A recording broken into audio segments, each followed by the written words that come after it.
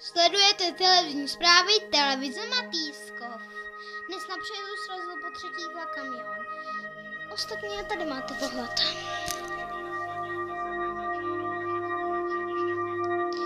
A následky jsou aj hrozný, můžou být aj smrtící.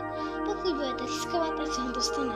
Jako třeba v minule v našich zprávách, jak srazil vlak v 8. díle, jak srazil vlak kamion, ale vykolejil a byl to osobní. Tam už byli hodně mrtvých. Tady není ale nikdo mrtvý.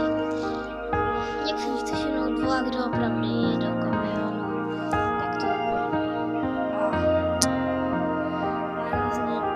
je dokonce do kamionu a spojka taky.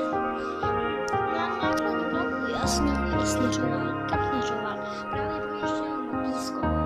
A samozřejmě se nečekal. Vlak už trochu přejezde. Pozorňoval to, jenže kamion prorazil už tady tuto závodu. Ale pak jsem myslel, že tam nejde prorazit. Já už jsem jde prorazit. Tak už to stát a pozdravil ten vlak. Srazil to. A dojel s tím vlakem až semka.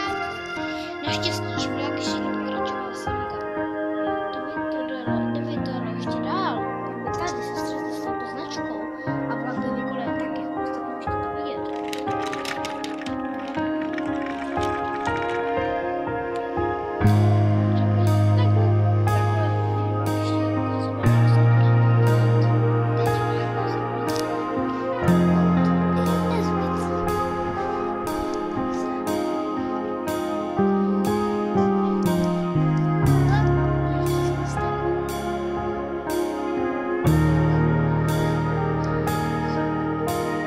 Thank you.